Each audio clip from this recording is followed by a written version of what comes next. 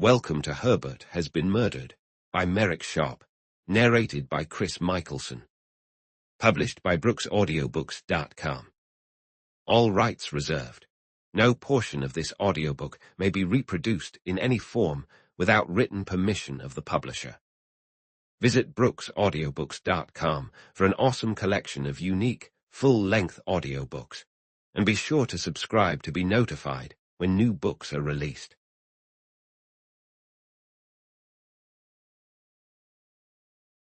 Chapter 1. It was 8:37 p.m. Mrs. Franklin considered just picking up the phone and saying, "I need a policeman."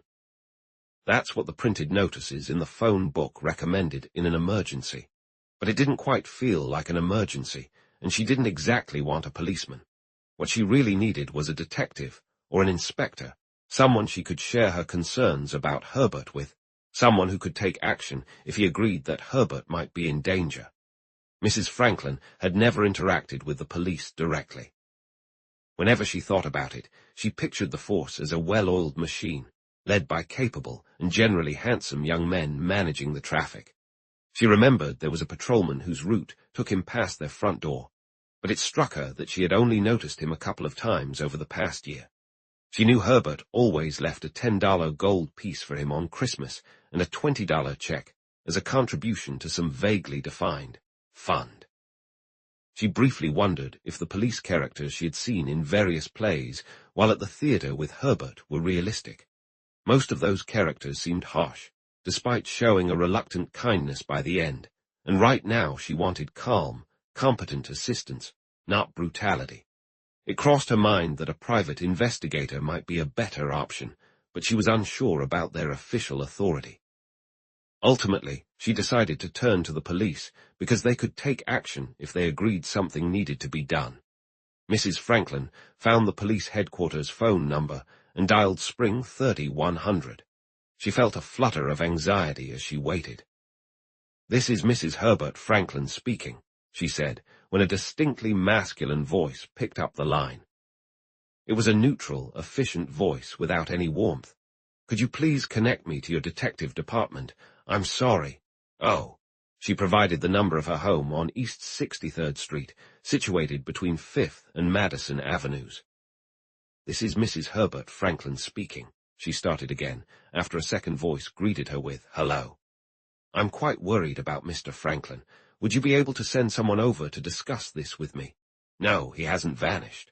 I know exactly where he's gone, but I have reason to believe something might happen to him. Yes, it's the Mr. Franklin who has been in the news lately regarding Wall Street. Will they be around in a few minutes?" "But I thought police headquarters were located on Center Street. They transferred the call to the precinct station." "Really? Oh, thank you." Mrs. Franklin hung up the receiver, feeling impressed by how efficiently her request had been directed to the appropriate authorities. The living room where she had made the call was on the second floor of the house. She left and walked to her dressing room, which was at the end of a corridor on the same floor. She looked at herself in the mirror with a distracted glance. The soft, uneven lines of her jade chiffon dress would, she thought, effectively conceal the nervous tension in her body. She touched up the red on her upper lip, having bitten it earlier. Returning to the living room, she lit a cigarette and picked up a novel she had no intention of reading. She smoked 3 cigarettes, her sense of isolation growing heavier. The ridiculous notion crept into her mind that she had somehow become one with the furniture. She felt inanimate, while the furniture seemed alive, as if her existence were under the watchful gaze of something that had no eyes to see. It was absurd, just absurd. She really shouldn't have paid attention, at least not too closely, to that miserable old woman. She could have just pretended to be polite. Mrs. Franklin shifted restlessly to one of the curtained windows and gazed out at the still street below. The sprawling city of New York surrounded her, yet the atmosphere was as tranquil as if she were in a cabin deep in the woods. No, it was quieter. Her thoughts drifted back to that terrible week with Herbert in the forests outside Copenhagen. What was the name of that little resort town? Trollhättan. No, that was in Sweden. Names hardly mattered. She briefly studied a narrow strip of night sky framed by the cornices across the street, heavy with stars that seemed to glow with the promise of granting her earthly wishes. Wishes She shrugged and let the curtains fall back into place. Just then, a maid entered the living room. "There's a lieutenant from the precinct station here, madam." "Very well, Jane. Please invite him in. Did he give his name?" "Lieutenant Williams, I believe he said." "Be more careful in the future about getting names." "Yes, madam." Mrs. Franklin lit another cigarette. An uneasy feeling began to wash over her. The police had a way of digging up unexpected things that had nothing to do with the matter at hand. She knew that much, but on what did she base this knowledge? Books, gossip. She reminded herself to tread carefully, but after all, a person of intelligence. He stood in the doorway. "My maid wasn't certain of your name. Is it Williams?" She felt a wave of relief wash over her when she noticed he wasn't in uniform, having left his hat and overcoat downstairs. Mrs. Franklin preferred not to discuss potentially intimate matters with anyone who was dressed too formally. He was a gentle, older man, with approachable features that were plain yet distinguished, dressed neatly in tweed and not smoking a cigar. His presence brought her a sense of calm reassurance. "Williams is right, Mrs. Franklin. I was on my way home when your call came in, so I decided to stop by in person rather than sending a detective as you suggested." There was a subtle hint of cultured precision in his voice that made her believe he was of foreign descent. She had a keen ear for voices, which she didn't quite collect like some made a hobby of, but they fascinated her nonetheless. They played a significant role in the attraction she felt towards certain individuals, to the point where it was conceivable she could fall in love with a voice alone. "Are you of French origin, Lieutenant?" "French-Canadian, Mrs. Franklin. I became naturalized 20 years ago." Extended her hand, and they both took a seat. Now that he was present, she felt the urgency lift. His official demeanor had eased her anxiety. She pondered the best way to start, where to dive into the tangled web of her worries. Lieutenant Williams accepted a cigarette and lit it. He found himself pleasantly struck by Mrs. Franklin and her surroundings. Both were distinctive, and the solid foundation of culture he gained at McGill University in his youth allowed him to appreciate them properly. The furniture was low and minimalist in design, creating an overall impression of spaciousness and tranquility, though tinged with a muted undercurrent of harshness. It wasn't strange, but he suspected correctly that it leaned towards modernism. Mrs. Franklin herself possessed a strikingly perfect complexion, a rarity among blondes. He estimated her age to be around 25. Beneath her genuine beauty, her face resembled smooth, pale ice. There hinted a layer of strength. He observed the 6 cigarette butts, crushed in the bright red lacquered tray on a small table beside her chair. None had been smoked for more than a few puffs each. A clock on the wide mantel above the fireplace struck 9. "My husband," Mrs. Franklin said suddenly, "has been gone for exactly 2 hours." Lieutenant Williams smiled kindly and adjusted his position in his chair, adopting a more relaxed demeanor. He seemed to Mrs. Franklin like a blank slate on which she could again inscribe her thoughts. "He left here at 7 this evening," she continued, "to meet with a woman he thinks he loves. Her name is Nancy Norwich, and her place is on the drive." Lieutenant Williams's smile appeared to convey both sympathy and a hint of regret. "I'm afraid there's not much we can do for you," he replied.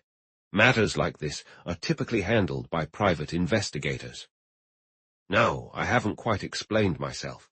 Mrs. Franklin's vague thoughts began to take shape. "I'm not looking for proof to get a divorce. This woman is merely a passing fancy, but I'm genuinely concerned about what she might do to Herbert." Then she added, as if that brief declaration would ensure his understanding, "You see, I've seen her." "With him?" "Yes, they were having lunch at the St. Regis. Herbert has always been reckless about these things. She has a foreign look, very much the Latin type." Mrs. Franklin felt the urgency to be meticulously clear. Her eyes are like the deep black centers you see in portraits of Spanish women. They dominate her face. Everything else fades into a bland whiteness. This woman's eyes are like that. They're dangerous. I know she's the kind who could hurt someone if she got riled up, got jealous. "People can become jealous enough to kill," she concluded. Sadly, that's true. Lieutenant Williams noted the broken nail on Mrs. Franklin's left pinky finger. Its contrast to the otherwise flawless details of her appearance was striking. This is all quite unfortunate, he said sympathetically, but I still doubt there's much we could do.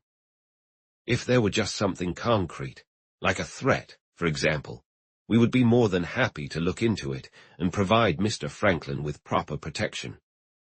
Mrs. Franklin rose to her feet. The sudden movement caused the chiffon drapery, cascading from a bow on her left shoulder, to swirl momentarily, and Lieutenant Williams's seemingly indifferent gaze lingered on the bruises that marred her pale skin before the fabric settled back into place. "Would you come with me to my husband's room?" Mrs. Franklin asked. "Of course. There's something in there I'd like to show you. I want to know what you think about it." Lieutenant Williams followed Mrs. Franklin down the corridor that passed her dressing room. A door further down opened into her bedroom, and directly across the hall was the entrance to Franklin's room. The end of the corridor created a wall for the bathroom, which connected the two bedrooms, forming a suite that extended across the back of the house. Lieutenant Williams noticed a distinct difference in the furnishings of Franklin's bedroom that set it apart from the rest of the house he had seen. It was furnished with heavy mahogany pieces that felt more outdated than antique, and centered in each panel of its grey-toned walls was a print of a painting by Maxfield Parrish. After taking a good look around, he felt as though he had already gotten to know Franklin. He had at least formed a fairly accurate idea of the man's tastes, if not of his physical appearance.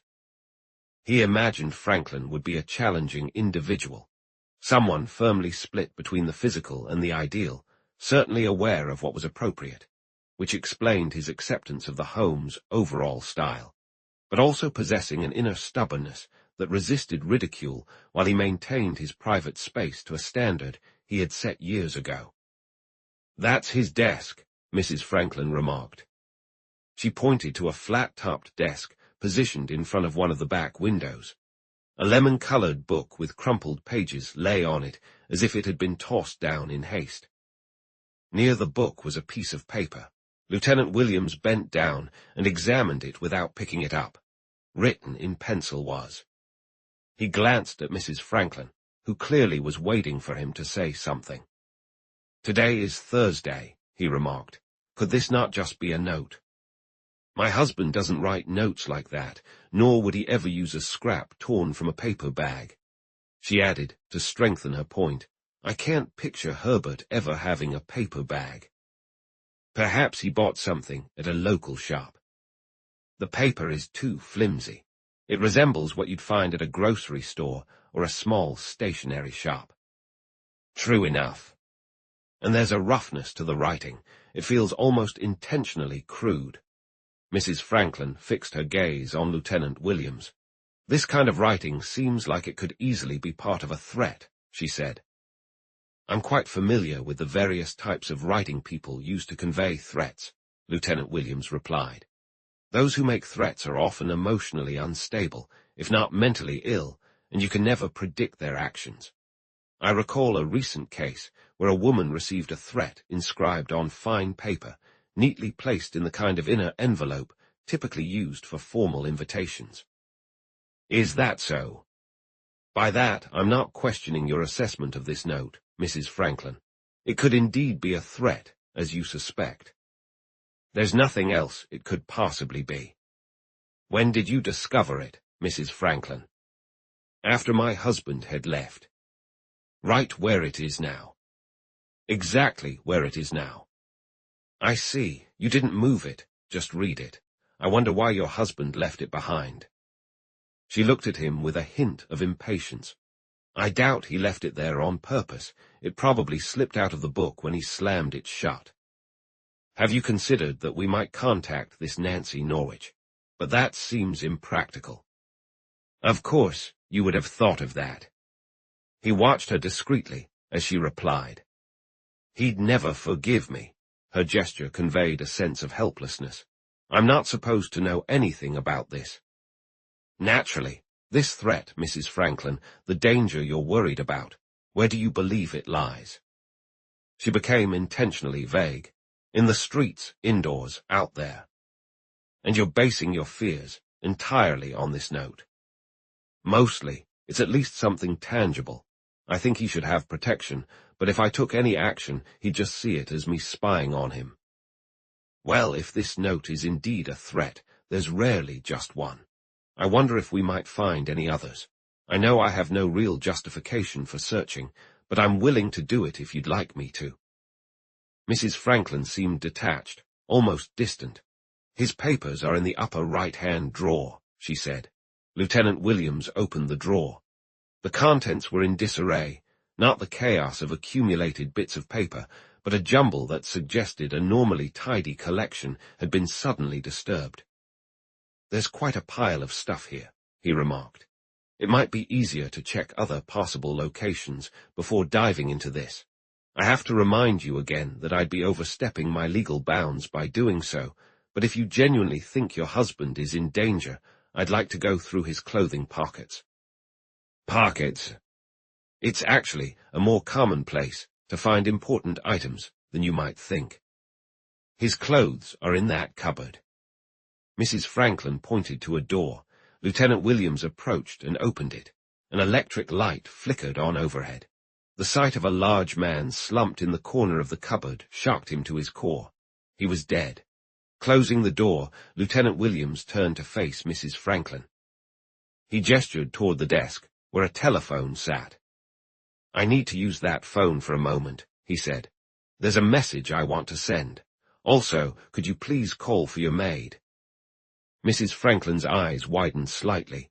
There's something in the cupboard, she replied. Please call for your maid.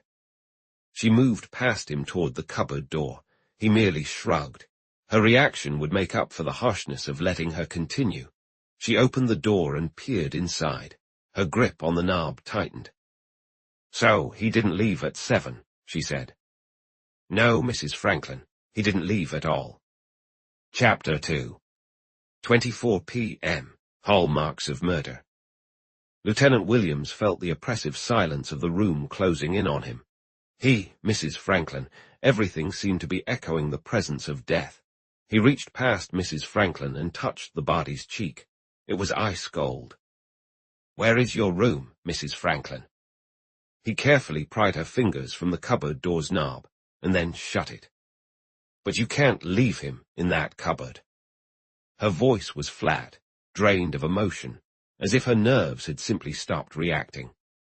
We need to keep him in there, Mrs. Franklin, until someone from the medical examiner's office arrives. If you could tell me your family doctor's name before you take a moment to rest. Lie down, me, lie down. Yes, to rest. I'll call the doctor just in case we're mistaken, but I'm quite certain we are. She stumbled over her words. Jameson, Dr. Sanford Jameson, Calumet 876. It's 876 something, I know it by heart. It's in my book, come with me. She seemed momentarily energized, her movements jerky and uneasy, like a wind-up toy. She flung open a door next to the cupboard, which led into a bathroom with coral-colored porcelain fixtures. Another door on the opposite wall opened into her bedroom. She hurried over to a leather-bound reference book beside the phone near her bed. It's Calumet 8769, she said, fumbling with the rotary dial. Lieutenant Williams gently took the receiver from her and initiated the call. Dr. Jameson's office, he said when a woman answered. This is Lieutenant Williams from the police department. I'm at the home of Mr. Herbert Franklin. Mr. Franklin is deceased, and I would appreciate it if Dr. Jameson could come here immediately to consult with the medical examiner and also to attend to Mrs. Franklin. Thank you. He hung up the phone. I have no intention of collapsing, Lieutenant.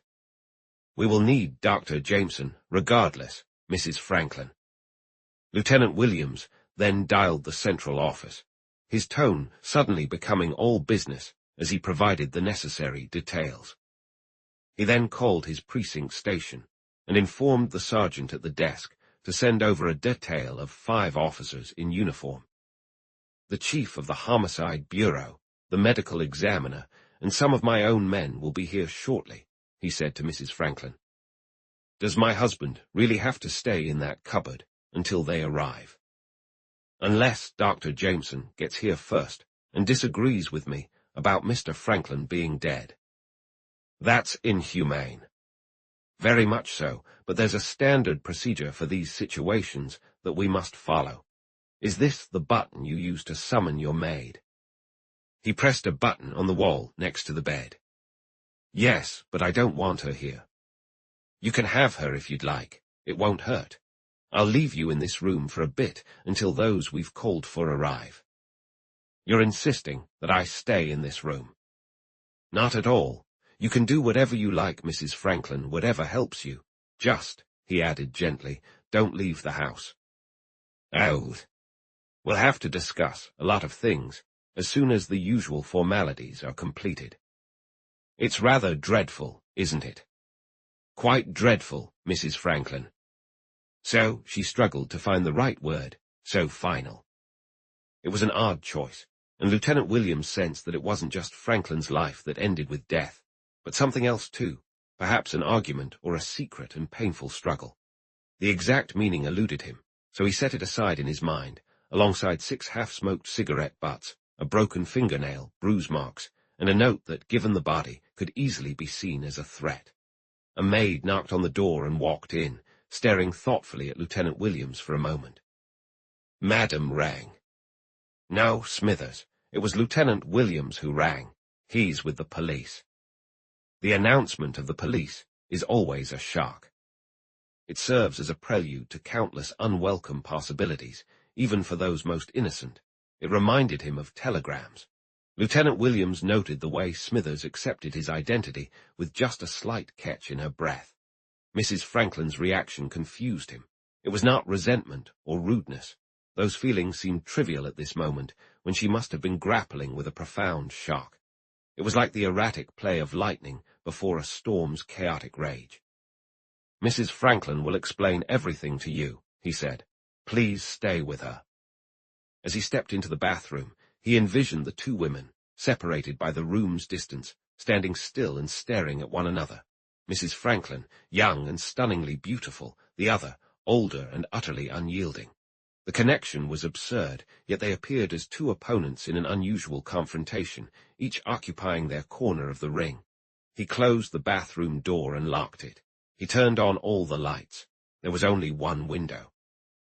He pulled aside the muslin curtains and peered at the glazed lemon-colored shade, especially along its hemmed bottom. Some smudges in the center caught his attention. He suspected they had been left by a dirty thumb. He raised the shade and the lower sash of the window. The night was clear, cold, and still. A shallow stone balcony stretched across the back of the house. It served more for decoration than practical use, requiring one to straddle the window sill to access it. Lieutenant Williams did just that, and stood looking down at the dim outlines of what would bloom into a formal garden in spring. He reassured himself that there was no way to reach the balcony from the ground unless one had a ladder or possessed those rare abilities that allow a person to scale walls like a fly. The house was 5 windows wide. The 2 adjacent to the bathroom belonged to Mrs. Franklin. Franklin's room, along with the 2 to the left that belonged to her husband, was dimly lit until he switched on his flashlight and scrutinized all 5 windowsills. None bore any sign of recent activity, and he soon realized there was little reason for them to. They were clean, swept by the wind, and smooth. How delightful it would be, he thought, to find a perfect shoe print, or perhaps a rubber sole, or what was the popular thing right now, the footprint of a gorilla. That would turn the case into what they often called an open and shut situation. All he'd need to do was catch a train to California and apprehend Lon Chaney, but enough of that. The balcony floor was equally devoid of clues. He turned away from the crisp night air, filled with stars, and made his way back to the bathroom through the window, closing it and pulling down its lemon-colored shade. A cake of soap in a wall-mounted dish caught his eye. It was remarkably grimy. Someone with very dirty hands had used it, and either hadn't bothered to rinse it off or simply hadn't had the time. The grime was caked on. He couldn't imagine Mr. or Mrs. Franklin having such unclean hands unless there was some hidden reason behind it.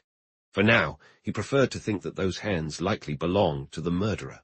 That, of course, ruled out the possibility of a gorilla. How unfortunate, he mused, that he was so often plagued by ridiculous thoughts. Even though he tried to keep them sealed away when working with his colleagues on the force, they had a disconcerting way of surfacing now and then. And they certainly weren't the types of thoughts that were popular among his peers. He rarely encountered any of the usual jokes or banter. Rarely. He shuddered. Never. As a result, there were times when he found himself burdened with the reputation of being somewhat mad. It was not a good situation. He had told himself time and time again. Success and humor went together as well as a careless dog lounging in the boudoir of a surprised cat. With a serious expression, he lifted the lid of an enamel-coated wicker hamper and peered inside at the dirty laundry it held. There were many towels. Towels, he mused, were one of the few true markers of wealth. The Franklins must be incredibly rich, as it was clear they shed. Or was it shedded? Towels as generously as the petals from a blossoming tree. On top of the pile lay a badly stained and crumpled towel. He picked it up and examined it. It was very dirty and still slightly damp. He folded it and set it on the floor beneath the basin, placing a bar of soap on top of it. He smiled faintly.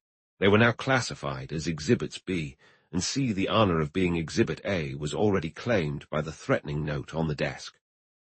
As for the smudges on the lemon-colored lampshade, they would need to be definitively identified as fingerprints before they could have their place in the records. The district attorney would be pleased.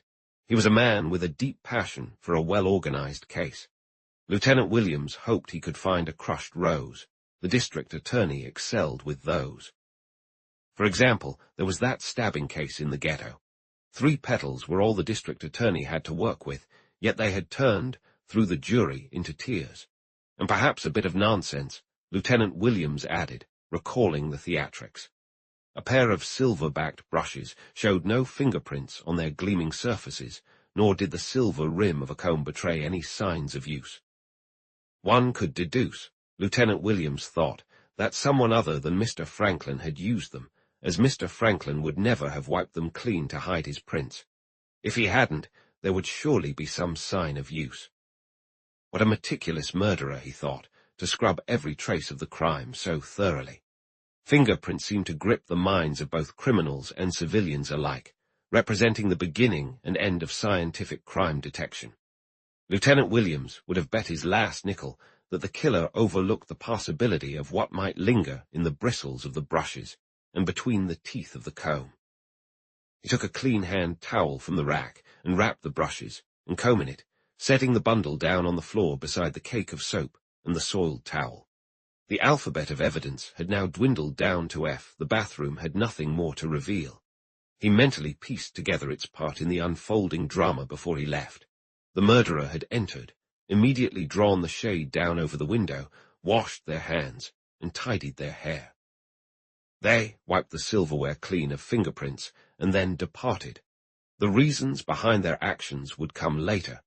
This shell of a crime scene would remain unchanged until he could fill it with motive and meaning. He entered Franklin's room and opened the cupboard door. The beam from his flashlight, combined with the ceiling light, illuminated the waxy pallor of the man's skin.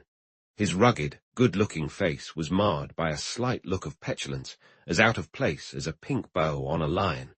There was also a hint of cruelty, something mysterious that eluded understanding. Franklin weighed, Lieutenant Williams estimated, nearly 200 pounds, all muscle with no excess fat. A strong, powerfully built man around 35 years old. He directed the light onto Franklin's right hand and pulled up the sleeve slightly to expose the wrist. The wrist and hand were as clean as he had anticipated. Carefully, he slipped his fingers into the pockets of Franklin's clothing, ensuring not to disturb the body. The disheveled state of the linings and their absolute emptiness clearly indicated that they had been hastily turned inside out and then put back. Lieutenant Williams began to pick up on a potential motive. This wasn't a straightforward burglary. While an expensive platinum wristwatch and a set of black pearl shirt studs remained untouched, it felt more like a carefully crafted theft with a specific aim in mind. He suspected there might be those ever-elusive, fatal papers. It was also possible that Franklin was the secretive owner of some fabulous gem. perhaps a heart of Buddha, or maybe an important piece of the Russian crown jewels, the number of which was now nearly as vast as the multitude of ancestors who arrived on our shores aboard the Mayflower. The top button had been torn from Franklin's overcoat, likely ripped off when the murderer lifted him off the floor to drag him into the cupboard. Otherwise, there was no indication of a struggle. There was no blood, no wounds, no visible signs of injury on Franklin's head, and no trace of blood around the areas of the cupboard that Lieutenant Williams could see. Suddenly, he wondered where Franklin's hat had gone. It wasn't on his head, nor was it in the cupboard or the bedroom, which struck him as odd. He firmly believed in the saying that where the coat is, the hat should be found as well. They could look for it later. For now, the focus was on Exhibit A. He approached the desk, picked up the note, and scrutinized it. The pencil used was thick and leaded, nearly crayon-like. Right in front of him, in a shallow tray full of office supplies, was a pencil matching that description. He copied the note onto the back of an envelope he pulled from his pocket and compared his replication with the printing on the original note. They matched perfectly. One starts, he reminded himself softly, to wonder. Chapter 3. 45 p.m. Guards are stationed at the doors. Lieutenant Williams listened to the knocks, distinguishing between the gentle taps, the sly raps, the urgent demands, and finally, the heavy thuds. The sounds echoing against the hall door were distinctly official. He was right. He tucked the scrap of paper and the crayon pencil into his pocket and turned to welcome 5 men from the station house as they entered in response to his, "Come in." They were sharp-looking young men, strong and alert, their uniforms spotless, 5 competent blue jays set against the grey walls. Lieutenant Williams recognized each of them, both by reputation and name. He nodded to the youngest and most stiffly formal among them. "Christian," he said, "stay in here. O'Brien, you're on the front door, and take Hanson with you to handle messages. McGinnis, there's a servant's entrance at the front, and that's yours. And you, Stump, keep watch at the back door leading into the garden.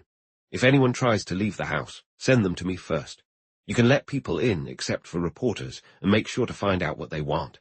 About the reporters, just be your usual friendly selves, and say that aside from the fact that Mr. Herbert Franklin, the owner of this house, is dead, and that," Lieutenant Williams hesitated for a moment, "foul play is suspected. You can't share anything more. The police are on it and have it under control, and as always, we expect that with our usual efficiency, the culprits will be caught soon. Amen. Excuse my rambling." "Cuckoo," O'Brien joked to Hanson, as they left with Stump and McGinnis. "Cuckoo as a fox," Hanson replied, having worked with Lieutenant Williams on a previous case. "Really?" "Yeah." Now, Lieutenant Williams and young Christian were alone. "Tell me, Christian, how are the servants holding up? Have you seen any of them?" "Honestly, Lieutenant, I only ran into the girl at the front door. She's a pitiful sight, shivering more than one of those scandalous new dance moves." "Did she say anything?" "She didn't, other than telling us to follow her upstairs. First, she took us to that door across the hall, and a woman said you were in here." "How did that woman's voice sound to you, Christian?" "Smooth, sir." "Not nervous?" "Not at all." "What are you looking for, Christian?" "The body, sir." "It's in that cupboard." "Is it now?" Christian said, casually positioning himself as far from the cupboard door as he could. "It isn't one of those Western-style murders, is it?" "I don't know what type of homicide it is, Christian. There are no visible marks on him." "Could it be poison, then?" "Maybe." "Well, let's hope it's one or the other. I can't stand those mystery cases where the poor soul meets their end through some Chinese blowgun, or with a snake from Timbuktu or nearby. When have you ever worked on such a case, Christian?" "Of course, Lieutenant. You can read about them every week in the magazines. There's one in its 4th part now where some foreign scoundrel kills a clueless Wall Street mogul with a pack of matches that explode when struck, releasing poison into his skin. Can you believe that? Just say the word, and I'll bring it to the station so you can read it yourself." "Thanks, Christian." It'll be no trouble at all, Lieutenant. An urgent knock at the door revealed a stranger. Lieutenant Williams addressed him correctly as Dr. Jameson. Dr. Sanforth Jameson did not simply think he looked distinguished. He was certain of it.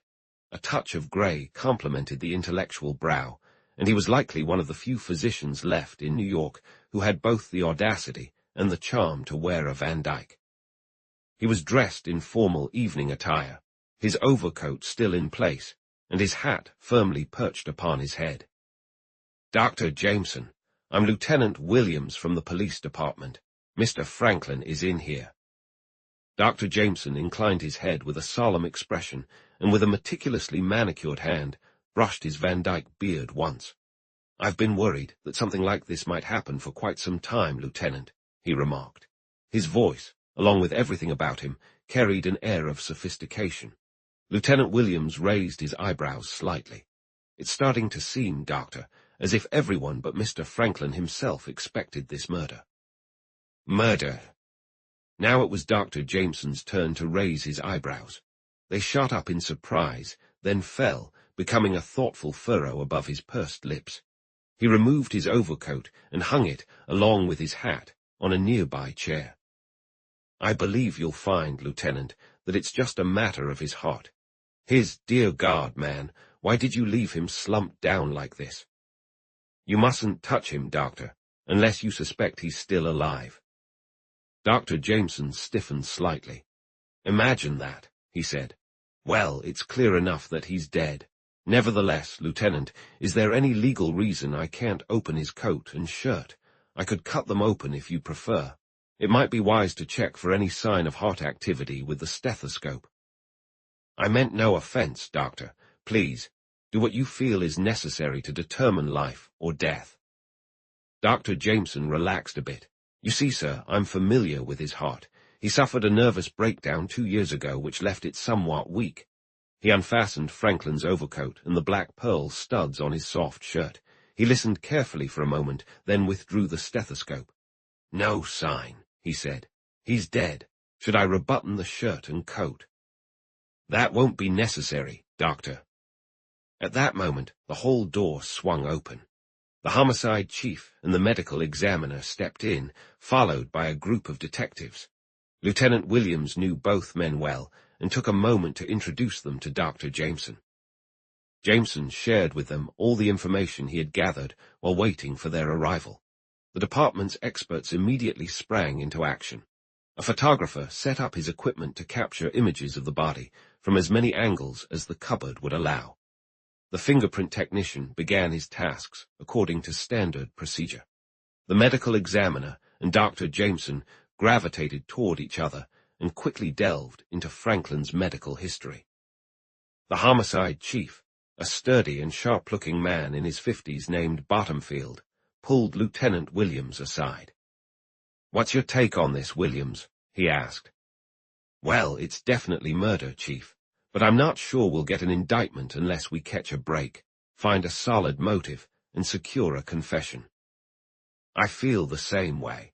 Any indications that someone forced their way in?" "I haven't checked. I've been in here the whole time, and my officers just arrived. Stevens and Larrabee are out checking now. They'll fill us in. If the autopsy doesn't reveal poison or an injury, it'll be a setback. If it turns out to be a simple heart attack, as Dr. Jameson suggests, we might as well drop it. Can you imagine standing before a jury that's seen a picture from the defense of a big guy like Franklin and trying to argue? This man was scared to death. If a woman is the defendant, they'd laugh the case right out of court." "Maybe it won't be as bad as you think, Chief. While you're busy here, I'll poke around and see if I can turn up anything. Could you let me know when the medical examiner makes a call on the cause of death?" "Absolutely, Williams. I'll also make sure those brushes and comb get checked out. I'll likely be in Mrs. Franklin's room. That's the door right across the hall." Bottomfield knew Lieutenant Williams was known in the department for his ability to draw valuable information from people without causing them too much discomfort. "Go ahead," he said, "and get every bit of useful information you can." Chapter 4. 2:02 p.m. Pale flares the darkness. Lieutenant Williams found himself thinking about Mrs. Franklin as he moved slowly down the corridor and knocked on her door. She was a fascinating woman, full of youth and beauty that seemed almost unbelievable. He recognized her as one of life's misfits, complicated in a way that went far beyond the usual, an individualist, yet essentially unhappy due to a loneliness that came hand in hand with her intricate nature. He had encountered few like her, yet he understood that such people existed. Smithers opened the door. The woman had a bruised appearance, and her eyes held a glassy quality. "Please ask Mrs. Franklin if she feels well enough to see me for a moment." Mrs. Franklin's voice rang out, somehow metallic. From the corridor, removed from any visual connection to her, it echoed like muted brass bells. "Of course, come in. I wish, Lieutenant, you would stop pretending that I'm about to collapse. I'll ring Smithers when I need you." "Yes, madam." As Smithers passed him on her way out, Lieutenant Williams sensed a strong urge for revelation, a desire to convey some special insight to him.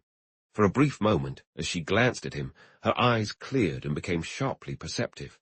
An instinctive response made him say, "Later," and the moment vanished, her eyes clouding over once more. She exited the room, leaving him alone. Lieutenant Williams pulled a chair close to the chaise longue where Mrs. Franklin lay, fidgeting. A robe of Chinese silk draped across her knees, a dark river adorned with enormous silver flowers, its edges accented by the jade chiffon of her dress. He began his conversation, casting a wide net with his words, far from the point he intended to reach. His tone, relaxed and friendly, eased any potential reservations or fears. "It's the tragedy of a detective's life," he said with a pleasant smile, "that the brief, thin contact he has with a case provides such a poor backdrop for understanding human behavior. You understand, Mrs. Franklin. If I were you, or a close friend of yours or your husband, I would have already gathered the countless little threads that have shaped Mr. Franklin's life over the past 5 or 10 years. I hope you can excuse my fondness for oratory. It's a bad habit I've picked up in recent years when discussing abstract matters. I'm not making a speech, I assure you. What I'm trying to say is that within those threads of Mr. Franklin's life, one particular thread, or a series of interconnected threads, would clearly indicate why someone might wish to harm him." "I," Mrs. Franklin said, "have wished to harm him several times." Lieutenant Williams nodded. "I'm left with nothing but the cliched things to say about marriage. And cliches, after all, are often the truest things, wouldn't you agree? As long as they are just discovered.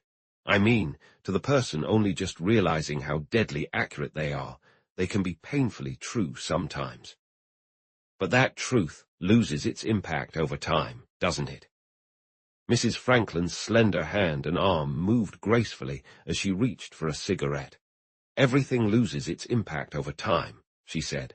"Love disappears faster than anything else. But love never completely fades away, does it?" Mrs. Franklin looked at him sharply. "Why are you a detective?" she asked. "It's merely a matter of circumstance, birth and environment. Only true geniuses manage to escape those two fates.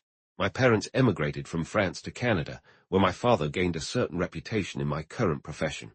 After my parents passed away, there was enough money left for me to get an education at McGill, and I had some connections here in the States." Lieutenant Williams smiled broadly. "I'm like Caesar in reverse. I came, I saw, I was conquered." Franklin chuckled. "How incredibly self-important." "Isn't it?" Her smile disappeared as quickly as if it had been whisked away by a magician. She turned sharply. "What are they doing in my husband's room now?" she asked. "Dr. Jameson and the medical examiner are finding out the cause of death." Lieutenant Williams shifted his gaze to a Sargent watercolor hanging over the mantelpiece. "Dr. Jameson has already suggested it was heart failure," he continued. Mrs. Franklin didn't respond right away. She seemed to retreat into her own thoughts for a moment, and her voice sounded somewhat flat when she replied. "But that doesn't imply murder." "It could, if the illness itself was used intentionally." "I don't think I follow." Well, if someone who knew that Mr. Franklin was prone to heart attacks were to shock or frighten him suddenly, or even deliver a mild blow to his chest, and if he died as a result, that could be classified as murder. Of course, it would need solid proof that it was done with intent. Mrs. Franklin stepped closer to him as he continued examining the Sargent painting. That would narrow down the list of suspects quite a bit, wouldn't you agree? Yes, one would mainly suspect those who were close enough to him to know about his health issues. But aside from that, there are what we refer to as attendant circumstances. Those suggest murder. Their eyes met briefly before they looked away. Such as... Lieutenant Williams explained, choosing his words carefully. The note you showed me, the way Mr. Franklin was positioned in the cupboard, how he was fully dressed for going outside, yet there's no sign of his hat. Oh, several small details that are quite telling. He focused intently on her. Where did Mr. Franklin usually keep his hats? I've never paid much attention. There's a cupboard downstairs in the entrance hall, and then there's the one. Yes, I've searched for it up here. I wonder if you'd be willing to share what happened, what you did, and what you recall about Mr. Franklin's activities since he arrived home this afternoon.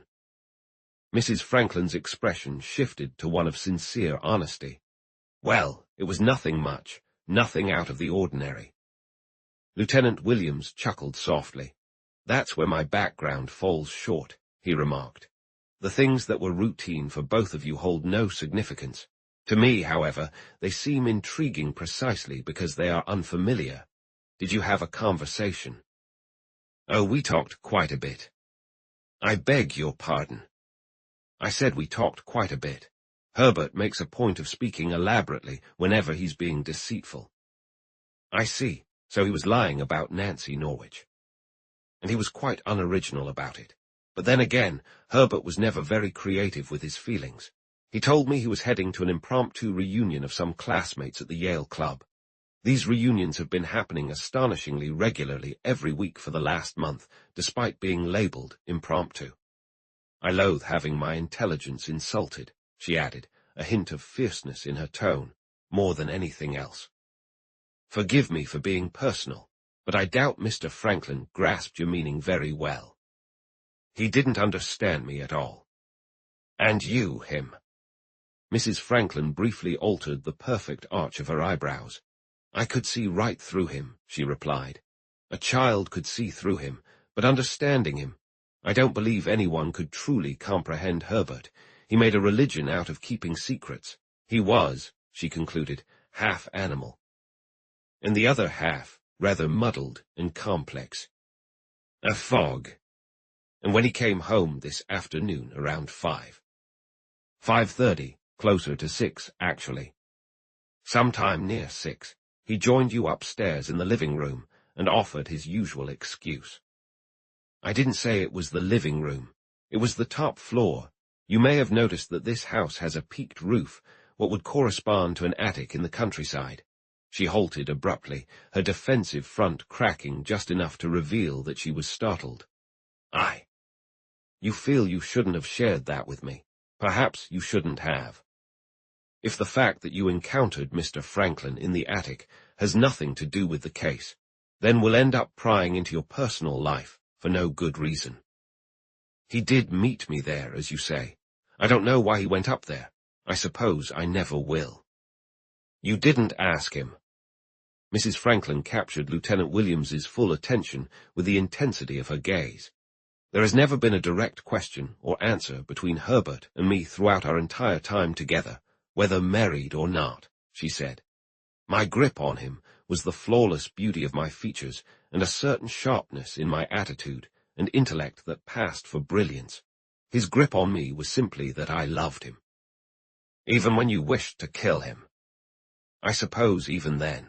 But mind you, I never truly wanted him dead. There's a difference. Oh, quite, Lieutenant Williams smiled warmly. You often felt like killing him, but you wanted it to stop right there. You know, I wish you'd come for tea sometime. Mrs. Franklin's expression shifted sharply. Her voice became an unmistakable apology, not directed at Lieutenant Williams, but as if the message were reaching some distant place where it would resonate with her husband. "There are moments," she said, "when you make me forget." Forgetfulness isn't a sin. That's only human. It's not the love that's hurtful. That would be the real sin. There isn't exactly a word for what I mean. Did you both stay in the attic and go through the trunk together, or whatever it is you were sorting through? Mrs. Franklin smiled, as if she were privy to some hidden truth. "I wasn't going through a trunk," she replied. "No, I merely mentioned it, as that's what people tend to do in attics 9 times out of 10. "And the 10th thing people do," said Mrs. Franklin, reaching for a cigarette, "is commit suicide." Chapter 5. 17 p.m. Living or dead. Lieutenant Williams narrowed his eyes slightly. He had a tendency to categorize suicides into 2 groups, those who spoke about ending their lives and those who actually did it. He recognized that these 2 groups seldom overlapped. A troubling thought crossed his mind that Mrs. Franklin might be the rare exception that confirmed the rule. "I suppose an attic is the typical place for such thoughts," he remarked, "or at least for contemplating them." Mrs. Franklin's laugh lacked any trace of humor. "You don't need an attic to think about it." "That's true. So you went downstairs with him then?"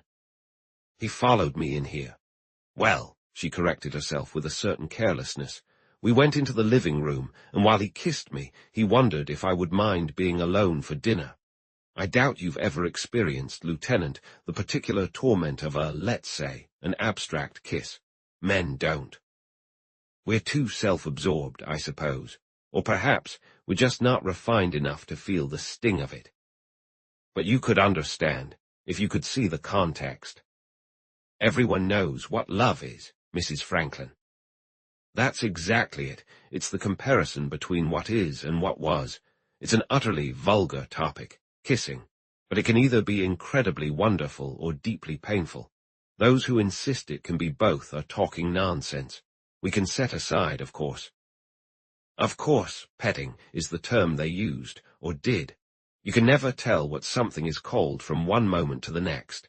And then he went to his room to dress." "Yes. Alone. Of course. Does he have a valet?" "Herbert, goodness no." "And you got dressed?" "Yes." "Smithers assisted you?" "Absolutely." "So when Mr. Franklin said goodbye?" "He called that through the closed door." Lieutenant Williams almost visibly showed his surprise. "He really said goodbye?" "Herbert insists on saying goodbye. He knocked on the door and called in. If you want to know his exact words," she said bitterly, "they were spoken in the falsetto tone he uses when he thinks he's being particularly funny. Don't be angry with Herbie-Werby, sweetheart. Goodbye now." "They're almost emotive in themselves," Lieutenant Williams said with a smile. "Which door did he knock on, Mrs. Franklin?" "The whole door." "I see, and you heard him go down the stairs." "It's hard to hear footsteps with the door closed." "And that was at?" "The clock on my mantel was striking 7. "And after that, is there anything else you can tell me about Mr. Franklin?" "Nothing at all."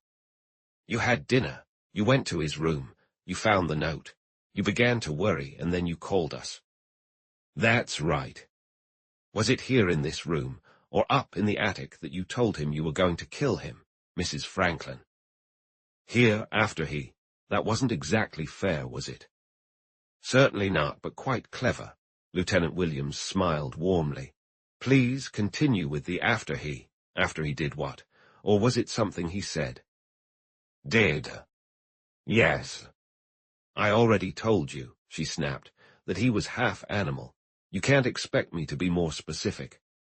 Lieutenant Williams looked genuinely taken aback. "I apologize, Mrs. Franklin," he said. "Were you in the house this afternoon?" "Partly. I had tea at the Ritz around 4:30 with," she added defiantly, "a man." "Ah." "Exactly. That gives you the opportunity to reverse another custom and go find the man." Lieutenant Williams instantly brightened. "So you decided to fight fire with fire," he said. "If you want to put it that way."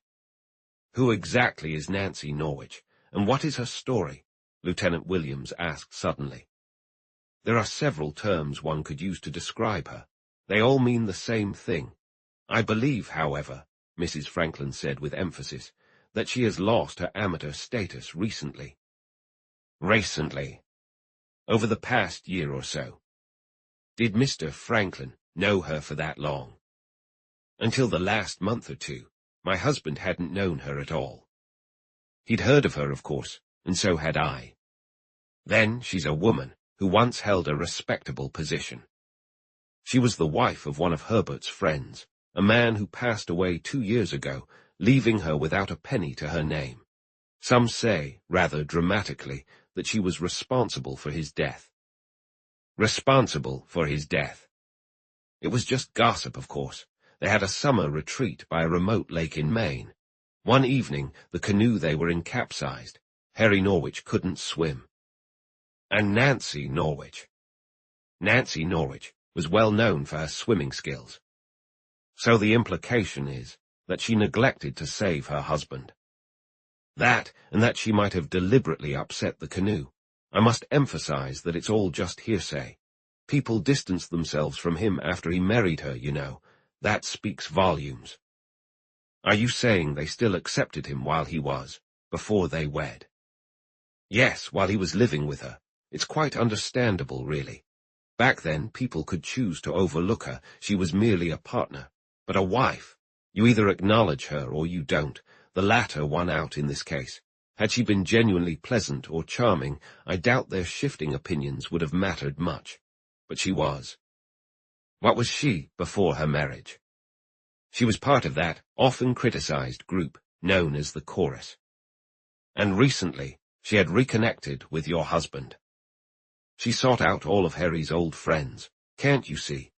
As a widow, she regained some standing, a slight improvement, but similar to what she had before marrying Harry. I don't know how many others she managed to captivate, but she certainly caught Herbert's attention. And you worried she might do something to him. Well, she did kill Harry. So you personally believe the gossip?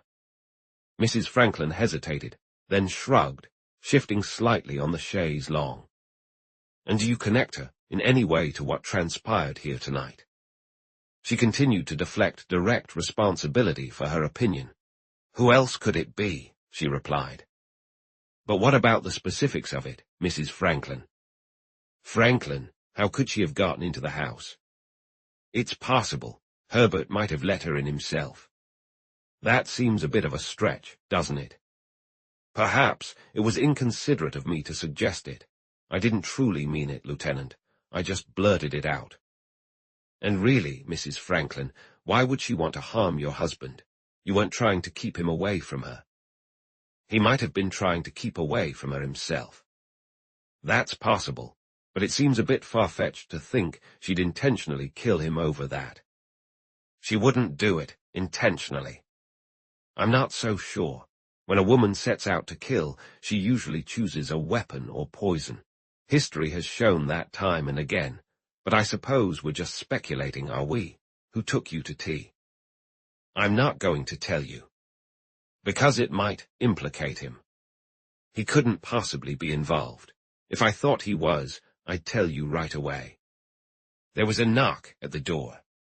Still, Mrs. Franklin, I really wish you would tell me who he was. No. Lieutenant Williams understood finality when he heard it, and he could accept it.